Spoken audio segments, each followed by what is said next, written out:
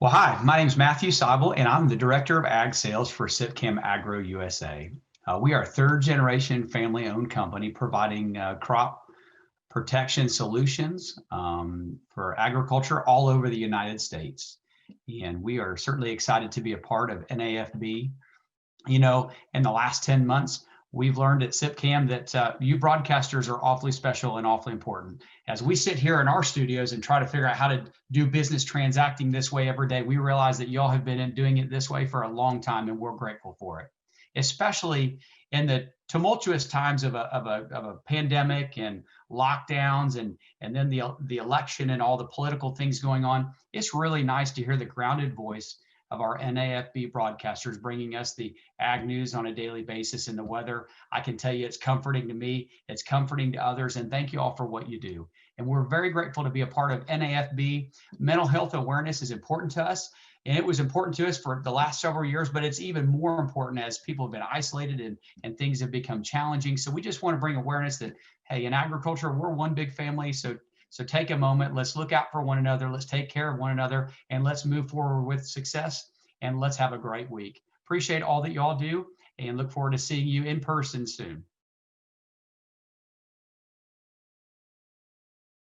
Thank you very much to SipCam Agro for being our sponsors of this breakout session. Now, before we start the session, I want to remind everybody about a couple different things. First, when you're using this material, when you're circulating it on social media, always remember to use the hashtag NAFB20. That's on all your social media feeds. The NFB Foundation auction is also continuing online. They've got some great items this year. Really nice to see that. So make sure you utilize the proxy bid system to secure your bids. And finally, thank you to Corteva for sponsoring the video production of this session. We really appreciate all of your support. So today, our charge is to focus in on mental health. And it's not just about the pandemic, it's about all of the ups and downs that production agriculture faces on a routine basis. Could be weather, could be the markets, could be local circumstances. So I want to welcome in two of my guests today. They are longtime friends of the fabulous Farm Babe, and they're going to bring some very meaningful content to you that can be really replicated in many different states. Joining me, my friend Jeff Ditzenberger. Now, Jeff is a farmer himself in Greene County. He is also a veteran, and he most recently founded TUGS, which he'll tell you more about, which is designed as an outreach mechanism for veterans that struggle. And obviously the farmers are part of that veteran community as well. We'll be visiting with him and his background in just a moment. And also John Shutske, who's our University Extension, I call him farm safety specialist, but he is much, much more than that. He has acted as a real hub and coordinator of a lot of farm resources that help families address the issues that they may be facing when it comes to mental health. And he's also created a lot of support mechanisms that they can access privately on their own to make sure that they are getting help in an area, let's face it, rural America just doesn't have the resources that many other metropolitan areas might. Jeff, I want to start with you, my friend. Tell them a little bit about how you come to be a part of this mental wellness conversation. Thanks, Pam. Well, basically, it kind of started with my military career. I was in Desert Storm, and even though I wasn't boots on the ground, saw some things. I mean, a lot of people saw the Scuds getting shot out of the sky on TV, and I actually saw it in person, and started to suffer from some PTSD and some other mental diagnosis once I got out of the military. And then when I got out of the military, went back into agricultural roots. I was raised in a small dairy farm down in South Wayne, Wisconsin, a town of about 400 people. But when I got out of the military, my coping skills to reacclimate myself weren't exactly the best, and got very, very heavily involved in drinking heavily. And in 1992, tried to take my own life by setting a house on fire, an abandoned house. And it wasn't until after that incident that I actually started getting some mental health. But when you say that rural America is struggling to get mental health, I mean, that's still going on today. It's still, I'm talking to some of the therapists that I work with, and they're 6 to 8 weeks out to get somebody in. And that was one of the things that frustrated me. So years down the road, in 2013, I had the privilege to speak in front of a group of men at Guys Night Out for Madison Safe Communities. And I started talking about my Navy career and how we needed tugboats to get our big chips around. And it kind of clicked something with me, Pam. And then shortly after that, I founded my nonprofit, Tugs, which stands for Talking, Understanding, Growing, and Supporting, because even big ships need a little help sometimes. I appreciate you being along with us, Jeff. And Jeff's going to talk a little bit more about how today he's boots on the ground, meeting as safely as he can with social distance in play with farm families that are struggling in the economic climate that we've got right now. So we'll get to that personal touch, if you will, coming up in just a moment. He's got a personal touch with a lot of data behind him. John Shutske is a fellow that I've turned to. And it seems, John, that we're constantly having these conversations, although different scenarios. I mentioned at the outset that the pandemic has escalated some of the things that we're experiencing in rural communities when it comes to mental health and stress. But you and I have had these conversations, whether it's a drought, whether it's high interest rates, whether it's low milk prices, and you have got some fantastic data that you want to share on the science behind how we react the way we react. Thank you so much for joining us. Yeah, you're welcome, Pam. I'm going to just take a moment here to share my screen with everybody, and we'll roll into this. I wanted to, just like Jeff, give you just a little bit of background. I grew up on a family farm, Northwest Indiana. My parents are still there today. They're in their 80s now, and kind of went through the farm crisis in the 1980s, late 70s, early 80s. But it wasn't until 1988, I worked for the Illinois Farm Bureau during the 88 drought and really began to get into stress and mental health. And obviously things cycle, and we're in one of those cycles now with a lot of different challenges.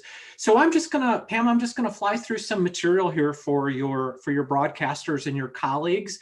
I think that farm stress is no secret. When we talk about mental health, mental well-being, suicide prevention, I do like to look upstream and look at this whole situation with all the stresses we face. It's obvious: weather, conditions, politics, labor issues right now. And there are a lot of different impacts, everything from health, physical health, the potential for depression risk, suicide risk, and also farm safety. You mentioned my background in farm injury prevention and farm safety, and we know that there's a really strong connection. Down at the bottom of this graphic also, in Wisconsin, just like other states, people who might be listening, our average farmers are about 10 to 15 years older than the general population. So there's stress that's associated with aging. We've got the COVID challenges right now. With a lot of younger families, it's not just the older people, but younger families with COVID happening on the farm, happening in the community. We've got challenges with children and homeschooling. So there's just a lot of stuff that's happening out there right now. Not to mention all of the routine stuff that we deal with, weather and tornadoes and natural disasters and floods and the whole realm.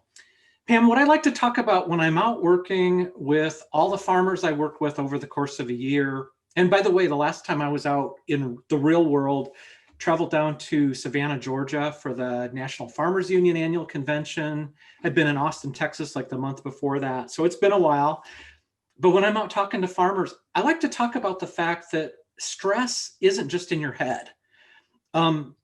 When we talk about people who are dealing with stress and those feelings that, everybody knows about, the tightness in the chest, the feelings of the sweaty palms and just kind of feeling agitated, having difficulty sleeping, those kinds of things. There's a reason why that happens. It's not just in our brain. It's not just in our head. Stress is caused by some hormones or fuel. And those fuels are typically cortisol, which is a hormone, and also adrenaline. And just want to emphasize the fact that when we're under stress, our body begins to pump out these chemicals. Back in the days when we're like cavemen and cavewomen, 100,000 years ago, if you were being chased by a saber-toothed tiger, it was good to have all these hormones because it prepared you to run. Your blood pressure would go up, your blood sugar would increase, the amount of blood lipids. And part of that was just to give you the energy to either fight off the threat or to run away. But the problem now is we don't have those same natural releases. And so that impact on the brain in some cases causes people to make bad decisions. And that just further reinforces this cycle. The brain kind of shuts down to some extent. That's overstating it a little bit, but when we're under stress, our fear center activates. The part of our brain that we need for making really good, positive decisions, we have difficulty making those decisions. And if you think about that, just like the days of the cavemen and the saber-toothed tigers, you didn't want to have to stop and think about it. You wanted your body to be ready to act, to fight, to run, and you didn't want to spend time over analyzing the situation. So there's reasons why all this stuff happens to us. It's not because we're weak. It's not because we can't handle the stress. These are real changes that occur in our body. They can be managed, and I think we'll come back and talk about that in a moment. The other thing that happens in a lot of cases, a lot of us, we have difficulty sleeping in times of stress. But where I want to kind of turn this back over to you is in these times of stress, when we have difficulty, production times are difficult. We are faced with a lot of complexity, a lot of thinking about the future.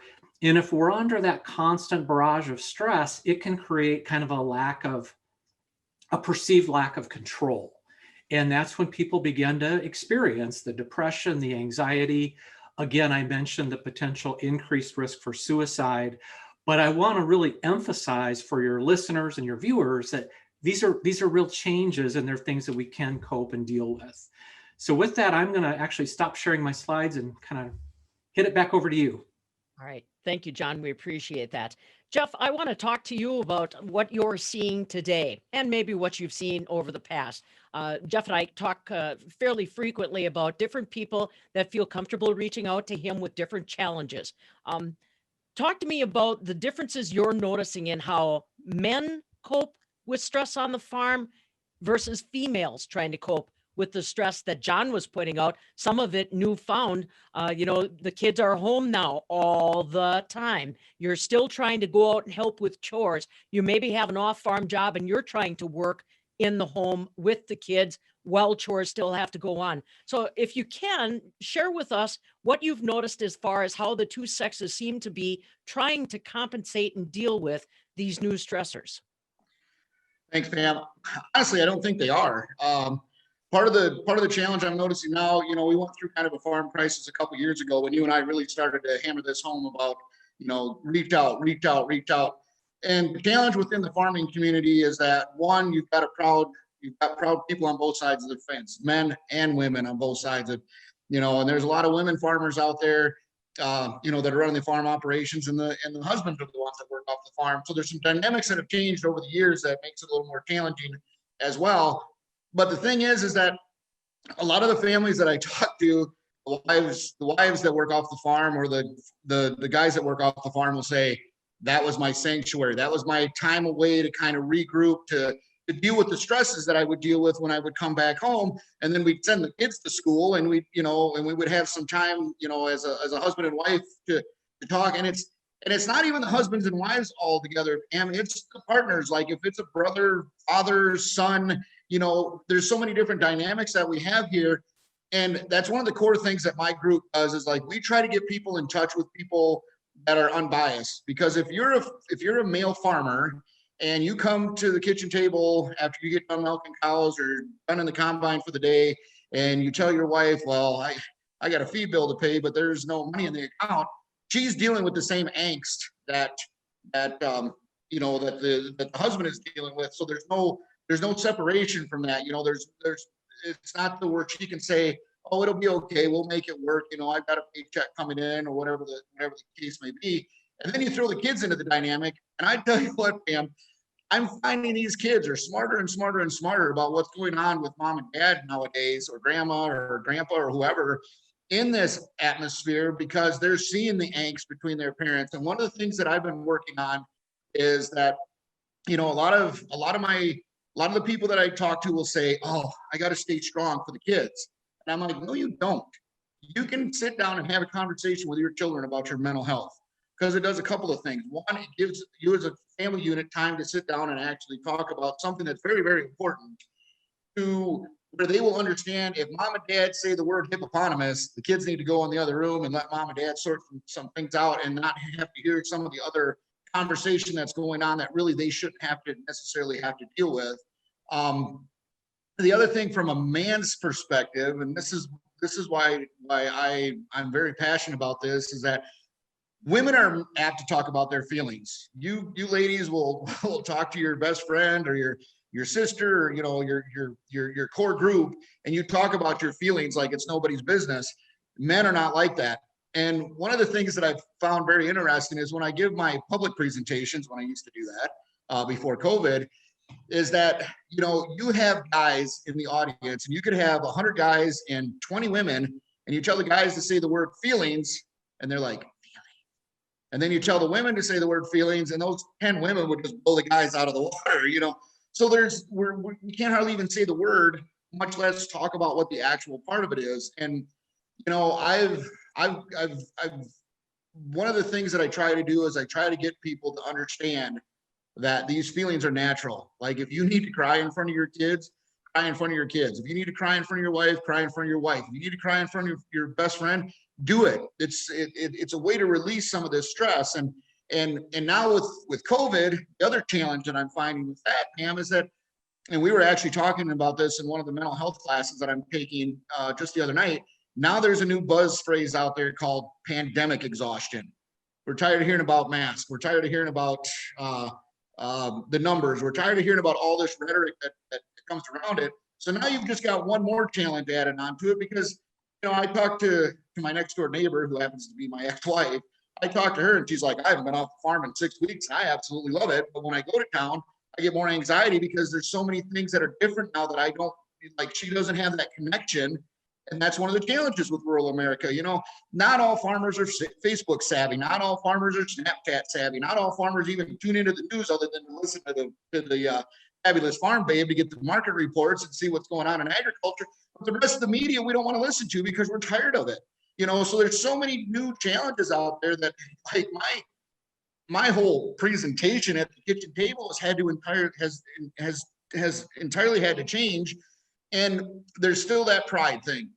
That's one of the hardest things to get past with the agricultural community, is that pride thing. And I don't care if it's a farmer, if it's an agricultural business, there is a pride that goes along with agriculturists in general.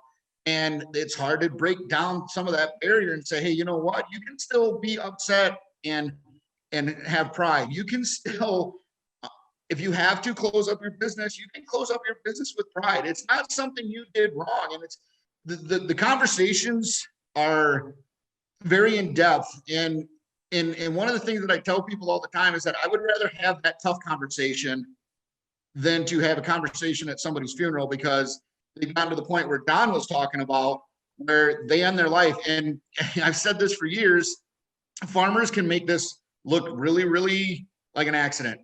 Farmers have that ability with the machinery and that kind of stuff. And I was tractor safety assistant coordinator and one of the lead instructors in Greene County for 20 years. So I got the privilege to read through a lot of these farm accidents. And it wasn't until like 5 years ago, Pam, that I'm like, man, was that actually an accident? Because what happens if you have an accident on the farm? Life insurance gets paid out, farm's taken care of, your family's taken care of, and you can die with pride, as opposed to, just putting a gun to your head and pulling the trigger, or, hanging yourself, or whatever other, whatever other means that you want to, violent means that you want to die by.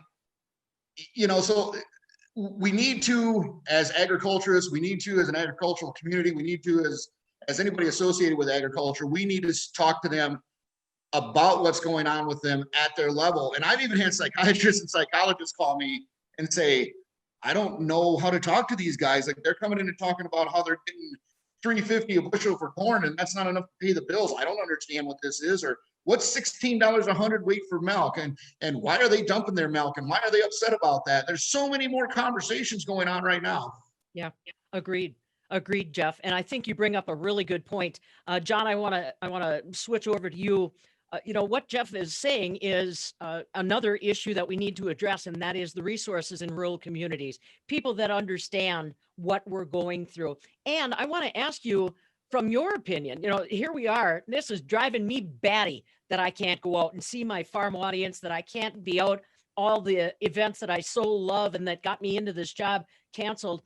Are we in a worse situation regarding mental health now on the farm because of all this isolation that is basically forced on us? And to Jeff's point, you don't resonate as well, even via virtual worlds. Are we in a worse situation, a worse predicament now in handling our mental health than even before the pandemic.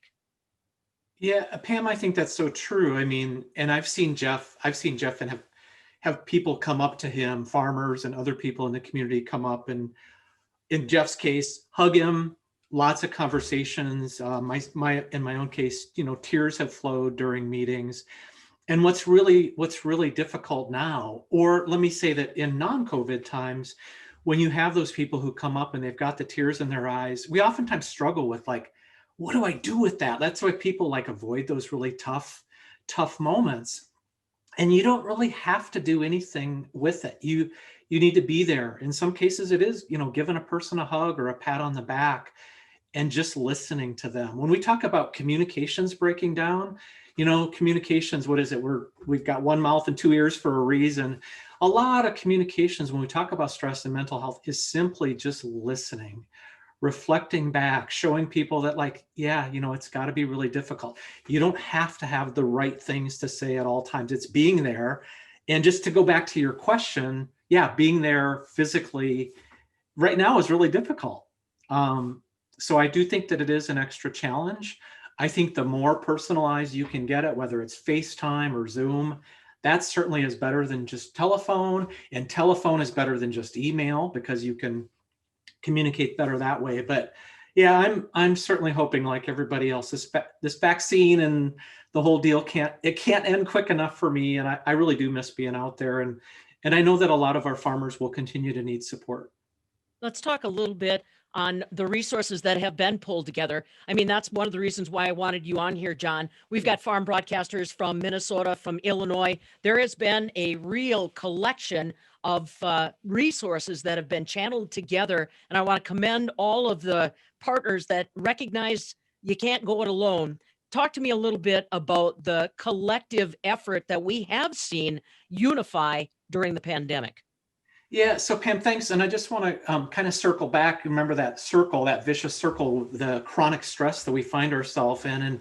And the resources we've put together is really about helping people throttle back. Remember, I talked about the fuel, the cortisol, the adrenaline. It's about throttling back that fuel. And when I first started doing a lot of work in this area back in 2016, I was thinking, okay, what kind of analogy can I use with my farmers that I'm working with? And I was actually on a Facebook chat one day with Max Armstrong, of all people. And there was a guy who jumped into the chat, and he happened to be one of the gentlemen who had sold my dad his old John Deere 630. Sorry, my dad also had a 4020. And so I ended up getting a picture of his 4020. So I thought about the throttle on the tractor. And when you think about these hormones that are coursing through our body in times of stress, it's just like, where the heck is that throttle? When I was a little kid, I understood the gas pedal in the pickup truck, but I didn't understand the throttle. So the question then is like, where is the throttle? Where are the throttles? And a lot of our work is about how you throttle back that really potentially horrible stress response. I'm not going to go through this whole slide other than to say that when you talk about stress, having some sense of control is like really, really important. And I think, Pam, you've probably done this, Jeff, all of us at times when we get really like we feel out of control, we might sit down on a Sunday afternoon and make a list. What I suggest is that farmers and families, you do it as a family, that you sit down once a week and you bring the family together and you farm your time. We talk about farming our land, farming our animals. We farm our time, so think about like, what are one or two really important things coming up in this next week we want to focus on? Maybe it is about the kids. Maybe it's the homeschooling situation. Maybe it's, thinking about your 2021 operating loan, but what's that focus going to be? What are the actions to get ourselves started? What kinds of resources do we need? On Monday morning, when we get out of bed, who do we need to call or send a text message to? How will we measure it? One of the things when we talk about decision making, it's not like I can drive down to the RIP farm down here. I live in Cross Plains, so if I go out and combine 40 acres in the day, I can look at the field and see that it's been combined. But when you're doing planning and things that involve a lot of mental activity, sometimes it's hard to know that you've made progress. So how will I measure it? I've also in my thing farmed. If I've farmed it, I've also involved everybody who needs to be involved. And that includes, Jeff mentioned this, that includes your kids. That includes members of the family. And it also sometimes is helpful to set a deadline. I'm a guy, when my wife asks me, okay, when are you going to get that project done? A lot of times I push back. But if we don't have deadlines, sometimes we don't get things done. So that simple act of planning can really, really make a difference to help you in the short term kind of regain that sense of control. And that helps to break that cycle. Let me just whip through a couple of other things here. I've got this picture of this, this chopper and tractor, $750,000 worth of equipment out in the field. We would never dream of going out in planting season or silage making season with all this equipment and then not put fuel in it. Or worse yet, we put crappy grade, low quality fuel in it. And yet that's exactly what we do to our bodies. So during these times of COVID, and then during the busy times of spring harvest, summer, whether you're making hay, milking cows, whatever you're doing, making sure that you're eating regularly. Eating breakfast is really important, getting enough intake of fluid. It doesn't mean I can speak for myself. I don't want to speak for you and Jeff. I don't eat perfectly, but I do know when I don't eat well. We're talking about balance, kind of, lots of fruits and vegetables, lean protein, the good dairy products from here in Wisconsin. When I get in a hurry, this is like from the shelf at Quick Trip. I'm out traveling. This is my food aisle. If I'm really lucky, I might stop and grab some cheese curds or something, which is probably better than this. But the candy bars and stuff, once in a while, not a big deal. So minimizing the sugar, eating that balance, fueling the machine is really critical. Communication is also critical. When I talked about, the role of your farm broadcasters, the role of other people who may be listening, communication is that two-way street, being able to talk about your feelings, being okay crying, listening to people, actively listening, being present is really crucial. And this is something we've really tried to focus on in Extension.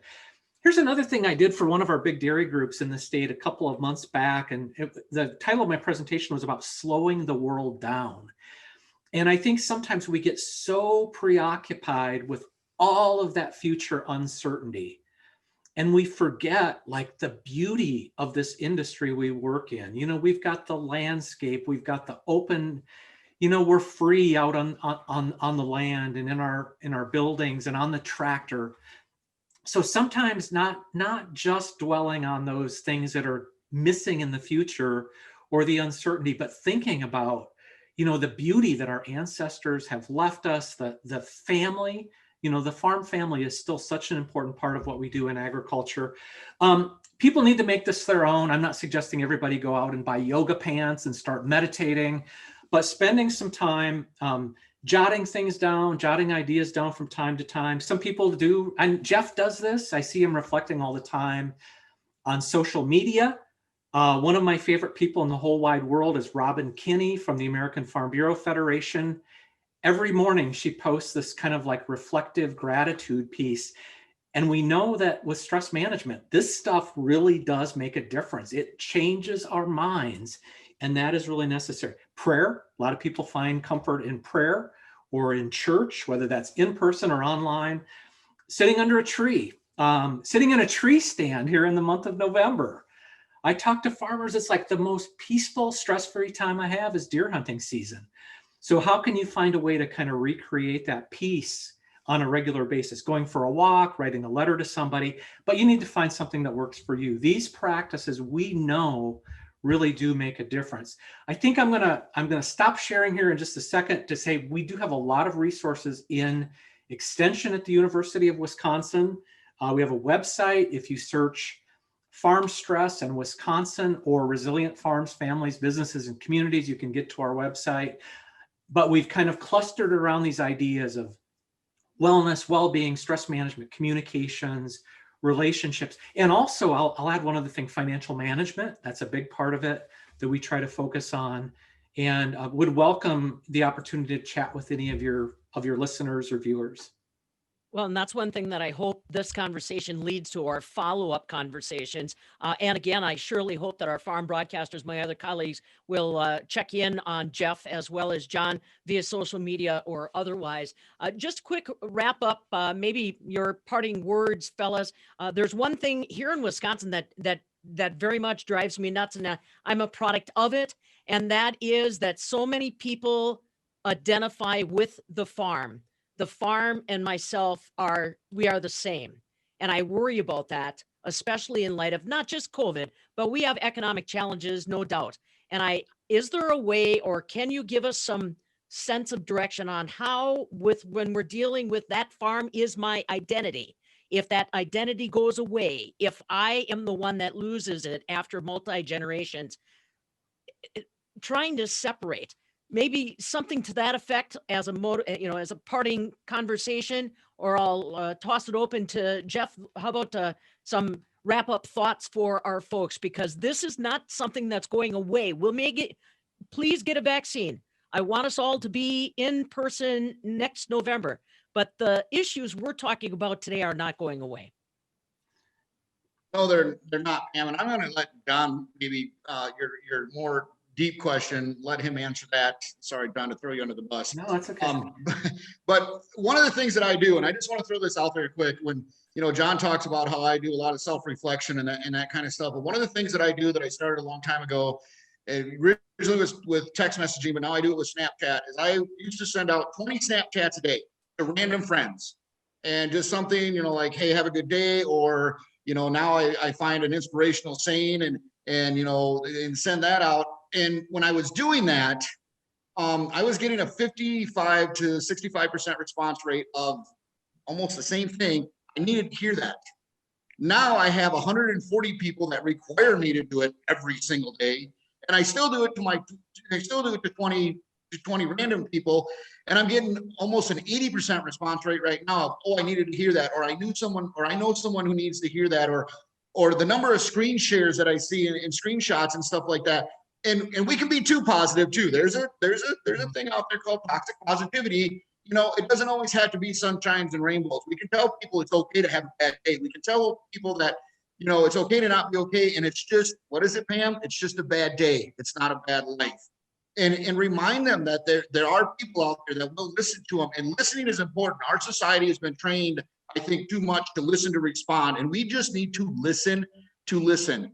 And if they identify with the farm, I'm looking at it with the guy that I farm with. There's talk about possibly, because of his age and stuff, in a year or two, we might not be doing that anymore.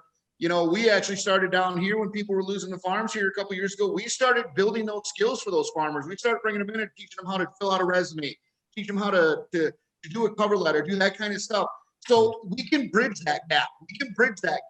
And tell them that just because they're fifth generation or sixth generation, I don't care if it's second generation, it's not their fault. It's circumstances behind it. And that I think definitely helps. But my biggest thing, folks, that the one thing I want you to take on this whole thing is that reach out to people.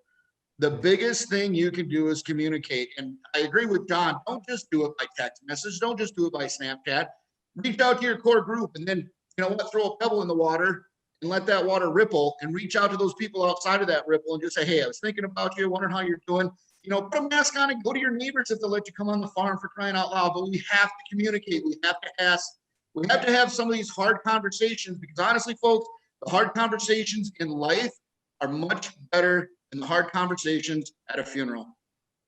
I can try to tackle the other question, but I want to just, Jeff and I run in a lot of the same circles particularly I'm thinking on Facebook, right, Jeff? Like, I'm not a big Snapchat guy. I'm too old for that. But every day, like we've got a mutual friend, for example, up in Rice Lake or up in Barron County. And like, I'll see something from her, and the next comment above mine will be from Jeff Ditzenberger. So Jeff, you're a role model in doing that. I mentioned Robin Kinney at Farm Bureau, but Jeff is another one of those guys that I think a lot of us could really learn a lot from. Pam, just to your question, and I don't want to sugarcoat this. I used to get in trouble when I worked in Minnesota if I was talking about helping people who needed to transition out. I did a lot of work with farmers with disabilities who may in fact not be able to continue to farm anymore because of severe disability or health problem. But I've also worked with farmers who have had to find their way out for financial reasons. One of the things I think is really crucial and helpful is to do everything within your power to stay together as a couple. These can be really if assuming you're a couple, assuming you have a life partner or whatever, Oftentimes these things can be things that are very divisive. There's lots of help out there. Most of our states have like ways of getting support, whether it's marital counseling or other forms of help. I think always reaching out and getting that help from your banker, your attorney, your accountant. Don't try to tackle this by yourself. It's too big of a thing. Here's the other thing that I would always tell farmers with disabilities. Sit down, make a list of what are the top 10 things you love about being on the farm. And very rarely is it, having to go out at 2 a.m. and pull a calf, or it's usually, it's the freedom. It's about, being out on the landscape. It's about being in nature, being able to work outside, being able to be your own boss, and just realize there are opportunities to do that kind of thing. And yet, so you got this list of 10 things you really want to hang on to. There's ways to meet those needs. And I'll just end my little tirade here. So my dad retired kind of at the top of the world in 2008. So he retired from being a farmer. It was a good time for him to have his machinery sale and get out. But my dad's now 82. In the springtime, he's working 50, 60 hours a week. He's driving a fertilizer truck and hauling anhydrous ammonia. He may see this video. I don't know. He complains every year about having to go out and renew his CDL and doing the testing and all that kind of stuff. But it's like he's farming. He's out meeting with people. He's on the road. He's doing the stuff he loves to do. He's with farmers. So he's able to fulfill a lot of those things. He's making a little bit of money. And he doesn't have any of the risk that he had back when he was farming. So it's not the end of the world when it happens, but you do need the resources and you need to be thoughtful about it. I hope that helps. Yes, it did. I sure appreciate you guys. I mean, this is the kinds of conversation that we have, the three of us, from time to time. But like I said, when I was asked to moderate this panel and try to bring some meaningful content to farm broadcasters that are struggling just like farmers, I thought these two would do a wonderful job, and they definitely didn't disappoint. Thank you again, Jeff Ditzenberger from his organization Tugs, John Shutske, who is one of our university extension resources extraordinaire. I want to thank them for being along with us. Thank you for being here. And don't forget the professional improvement session was brought to you by SIPCAM Agro. I truly appreciate being able to do this with you, for you, but the Farm Babe misses you all tremendously. Now I want to remind you, please be sure to join us for the Foundation Luncheon. Enjoy NAFB 20. Don't forget about that hashtag. And again, from the Farm Babe to all of you, take care.